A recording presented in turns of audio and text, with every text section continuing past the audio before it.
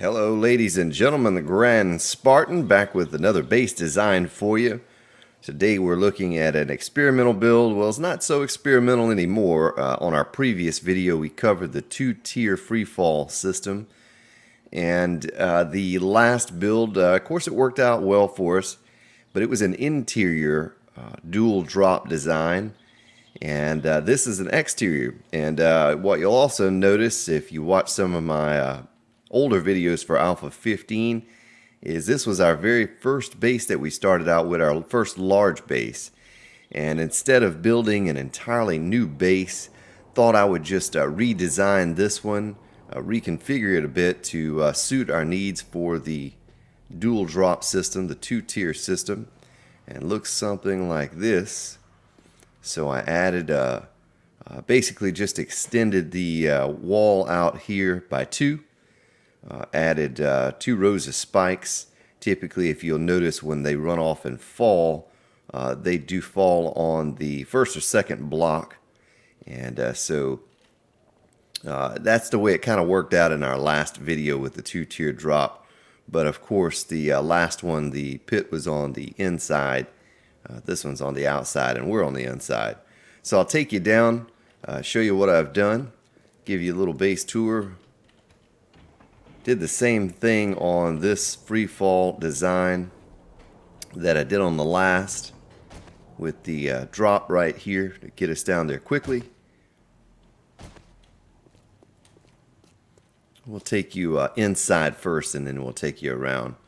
So this is probably familiar to most of you that have watched my videos on Alpha 15, as this was the original design that we started out with. Amended it a little bit here, added some crafting stations and whatnot. So if we go into here, forges, I like these hatch doors, these scrap hatch doors, because they're flat, they're flush to the ground. So this is what it looks like in here, where we would defend from. Have a couple ways to defend this bunker. Old Crow Express is on the server here, and I visited his base, took on a horde with him a few days ago, and he had glass on his freefall pit design. so this shout out to Old Crow Express for coming up with that. It's kind of a cool way to be able to see which direction they're coming from when they're falling into the pit. And I have not, as of yet, tried this out on a horde. I'm imagining it'll work well. We're going to take on the 700-day horde in this bunker, and we'll see how that works. Now, of course, there's a lot of wasted space. You could put a ladder. I did have a pillar right here that went up with a ladder going all the way to the top before, when I had the base above ground in the center of the pit. But I did away with that. So you could make that into useful space up there. I chose not to. Let's go down and take a look at a couple other cool features here. So if we want to get up to the exterior portion of where we were just at, here it is right here. This is just the original base design where we could go in or outside of the spike pit. I'll take you into this next feature, which is the first tier of the drop. So we need to get up here from time to time, do a little bit of repairs. You notice on the last video, there were about 8 or 10 zombies, I guess, that died or got stuck up on this first tier. So it gives us a way to come up here and loot the bodies and repair the corpses.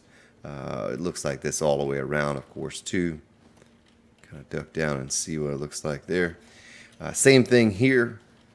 To get back to the bottom, made a little chute to jump down. But that's it. That's what it looks like. Hopefully it will work out well for us. Don't know quite yet.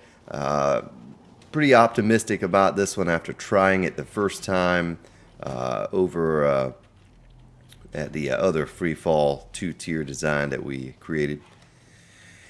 All right, well, hang on to the end of the video here, and you'll get to see this under siege by the 700-day horde. Thanks for watching.